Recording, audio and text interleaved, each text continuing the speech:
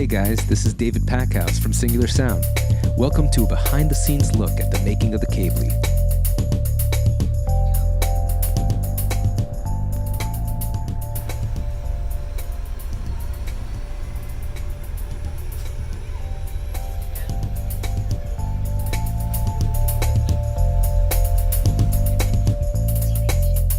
Hey everybody, I'm at the factory now where we're assembling the first production run of Cablis, and let me show you how it works.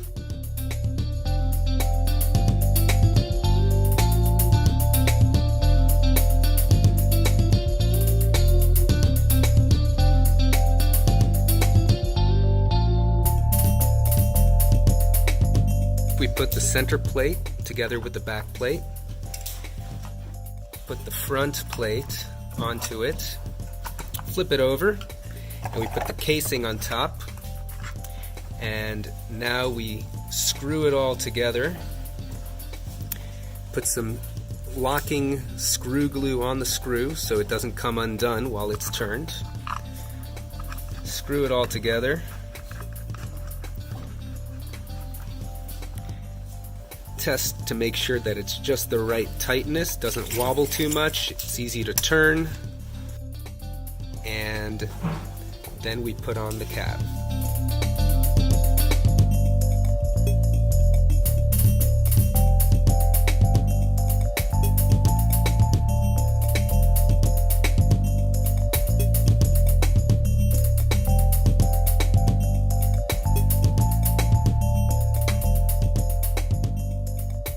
So the first production run is finally off the factory. It's being shipped out as we speak.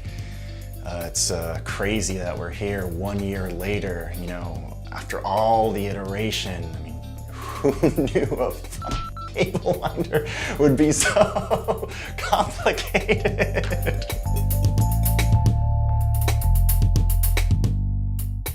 We started taking the concept of the Cabli and moving it to actual prototypes and trying to make it happen about 12 months ago. And we thought it'd be easy, just, you know, take a cable, put it in a winder, wind it up. How hard could that be? Keeps it nice and compact. But there was a lot of iteration that we had to go through.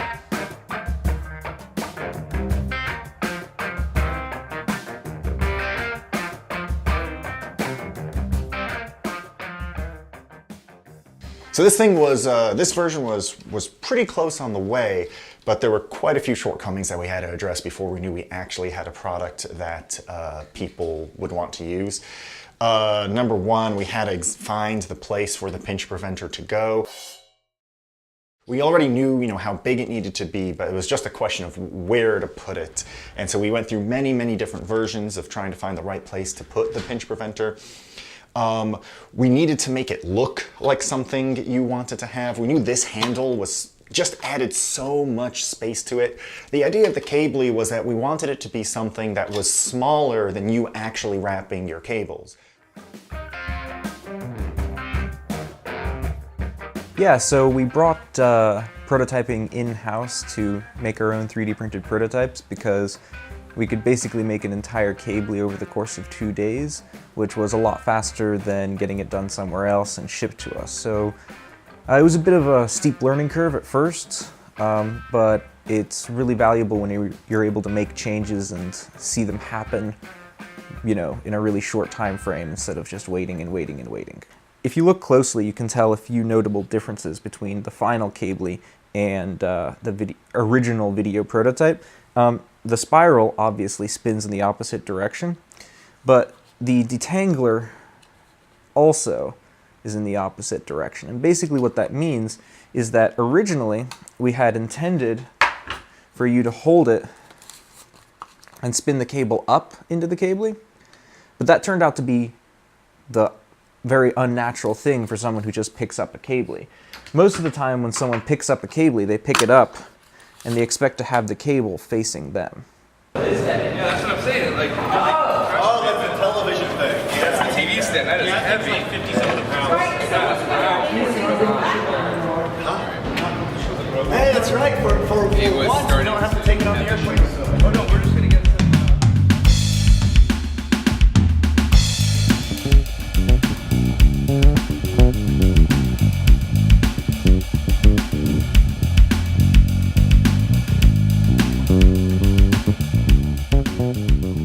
We were really nervous to take it to NAMM. You know, we had been working on it for about 9 months at that point. We had shown it only to a handful of people. We didn't really know what the reaction was. We knew that we wanted it, we just didn't know if anybody else cared about having it in their lives. We were afraid that, you know, sure, we put it through all sorts of tests, but maybe musicians would find creative ways of breaking it publicly on the trade show, right in front of, you know, the whole music world. So we were really nervous to show it. But once we took it to NAMM and we had people just walking by, stop, look at it, and be like, really? Where's that been? Hey, come here. I need 8. Give me 8. And as we all breathed a sigh of relief. We're like, oh, thank goodness. People actually, this is what they need. And that's what they kept on telling us. And we went back to work on it. And we knew we just had to get it out there.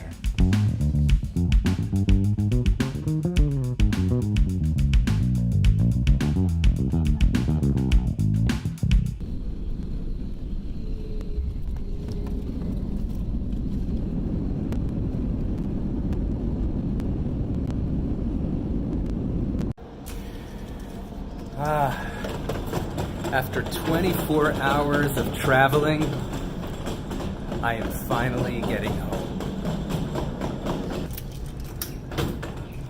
It's great to be home. I miss my place. It's always great to be home.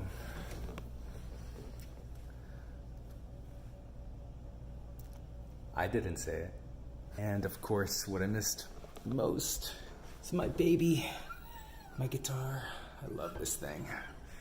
It's so nice to be able to play a nice guitar. And of course, really miss my view. I mean, look at that view. Look at that. This is a Chinese piece of art that my manufacturer, the manufacturer of the Beat Buddy, gave me as a gift. It's actually, if you look really closely, it's all needlework. This entire piece of art was made by thread and needle. It's pretty neat. Yeah, I gotta shave. That was a quick shave. So a lot of people ask me why I go to China and what I do there.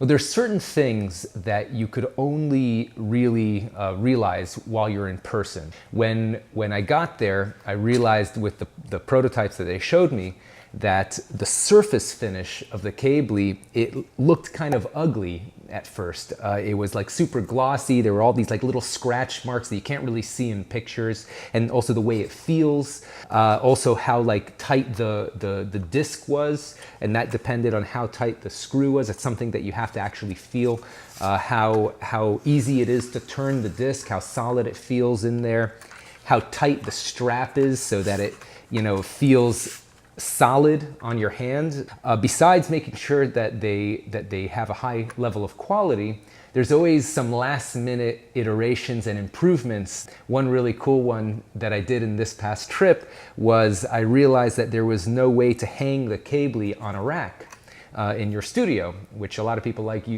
doing with their instrument cables. They hang it on a rack. So I had the factory design this little cloth ring. It's actually really solid, it's strong, and it's attached to the strap, and then you could just use this ring to hang your Cabli on a rack in your studio. We're calling it the rack ring. Another question that people ask me is how I come up with my ideas.